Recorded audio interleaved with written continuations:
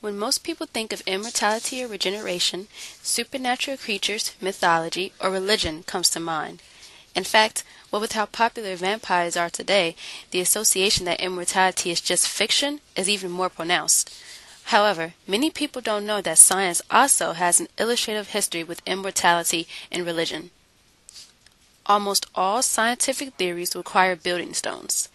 The history and study of immortality and regeneration as scientific concepts is definitely no different. Basically, this means that many of the ideas in the beginning were pseudoscience. They seemed more like science fiction stories than anything else. Still, it's important that we take the pseudoscience aspects into account. After all, every new thing learned leads to a higher, more helpful step. Plus, if anything, it offers perspective.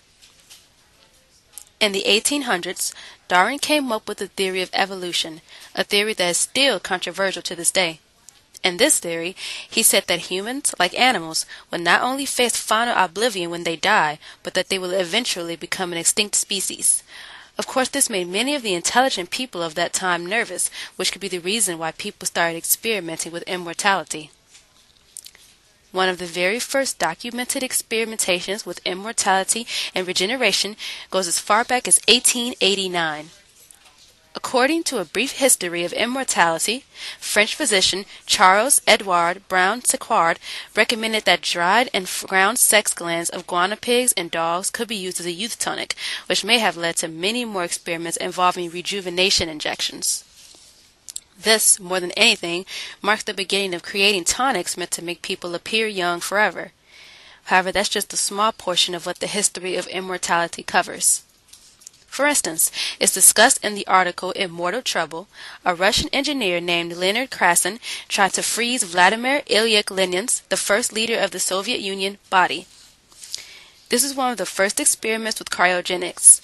As noted by A Brief History of Immortality, more experiments happened in 1964 when physics teacher Robert Ettinger published a book called The Prospect of Immortality that introduced the theory of cryonics, and in 1972 when a company named Alcor was born specifically to perform cryopreservation. After this point in time, many corporations were born dealing with the study of immortality, ranging from places like the Methuselah Foundation, which specifically studies methods of expanding lifespans, and Longevity, which specializes in transhumanism. To say that the history of immortality is just an upward scale where the innovations become less pseudoscience heavy and more science heavy every couple of years would be untrue. There are still plenty of ideas and books heavily dependent on theories, and still much to learn.